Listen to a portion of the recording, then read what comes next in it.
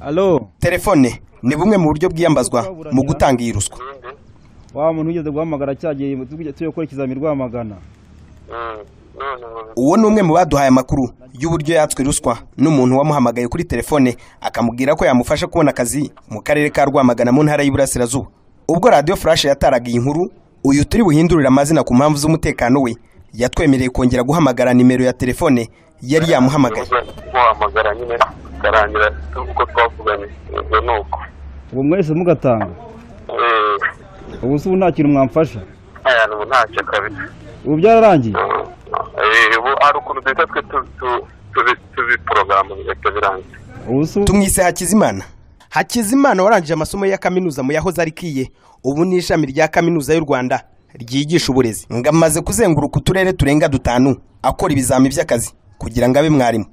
Biri kizamini cyose naragikoze mpere mu karere ka Rulindo. Nicyo twakoze cya mbere. Nkurikizaho Gicumbi, mva Gicumbi njya Rwamagana, na Kayonza nagiyeyo, njya Nyanza, n'Icyagasabo naragikoze. Muri Rwamagana ho mbere yuko dukora ikizamini, tuzagikora nk'ejo umugabo yarampamagaye ambwira ko akora mu karere ka Rwamagana. Arambwira ngo kanaka weho ngo turumva ngo narebye ngo kuri transport yawe, transport ni amanota. Ngo twaba mfite amanota meza, ngo none ngo turashaka kugira ngo tugushyire ku butonde bw'abo tuzakazi muri Rwamagana. Ndavuga ngo nta kibazo, mumpa akazi nabishima nanjye ndagashaka. Ariko arambwira ngo mbere yuko wampa akazi ngo muri Rwamagana hari ukuntu ngo umuntu atakana. Ndamusobanuza, arambwira ngo umuntu ngo yinjiramo ahawe atanze 300. Ubwo namubwira ko ntayo mfite, yarambwiye ngo mbe muhaye 100 andi nzatanga 200 ninjiye mu kazi. Kubera ko ntayo nari mfite, nashatse kumuhamagara ngo duhure kuri site ndebe n'ukuntu ameze, ariko umuhamagara ambwira ngo yagiye ku ntara mu nama. Undi wemeye ko yatanze ruswa ubu akaba afite akazi, dore uko yabigenje. Namaze imyaka 2 nta kazi mfite, mba hanze, abantu bakambwira ngo udafite amafaranga ntabwo ushobora kubona akazi. Kagenda bambwira ngo turere dutandukanye amafaranga ukuntu bagenda bayatanga n'iki, ariko nyuma nza guhura n'umuntu ambwira ati niba ufite amafaranga mbwira nkugire muri deal uburyo wabona akazi. Wamuhangahe? Namuhaye ayenda kungana n'umushahara wo muri lisansiye hagati y'ijana na 200. Ibihumbi 100. Radio Flash yamenye ko mu mitangire y'iyi ruswa hiyambazwa n'abakitwa nk'abakomisiyoneri.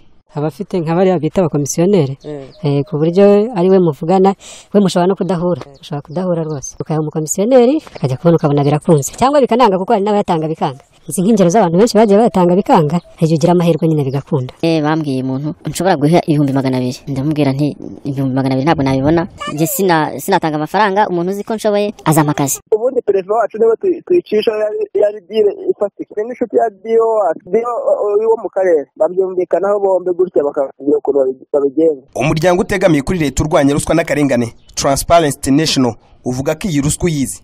Ingabire Makire ni umuyobozi w'ishami ry'uyu muryango mu Rwanda.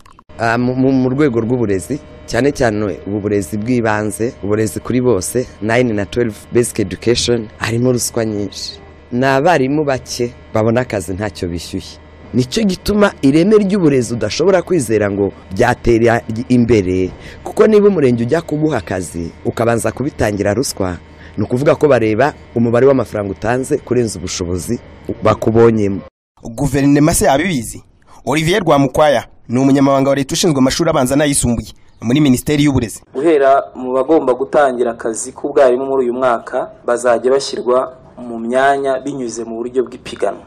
Tukaba rero twarafashe icyo cyemezo nka guverinoma kugira ngo turusheho gukumira ruswa n'ubu buryo bwo kubona akazi k'ubwarimu.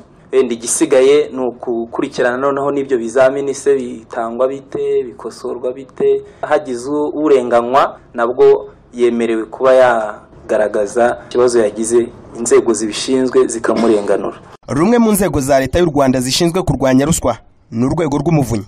Umuvunyi mukuru Aloysia Cyanzayire avuga ko iki kibazo kiri mu byo bagomba gukurikirana muri uyu mwaka. Hari cases zimwe twakurikiranye, ariko kubera ko ni ikibazo cyavuzwe cyane kiri mu byo natwe tugomba gukurikirana. Abasabwa gutanga ruswa leta ibasaba gutanga amakuru kugira ngo abayaka batabwe muri yombi. Abenshi mu baduhaye amakuru bavuga ko leta ikwiriye kugenzura imikorere y'ibizami byo gutanga akazi, cyane cyane aka kazi k'ubwarimu. Leta y'u Rwanda ifite intego yo kurandura ruswa igacika burundu. Bizashoboka? Harimo ruswa nyinshi. Clement Uwiringiyimana, Flash FM. Ntacyo bishyuye.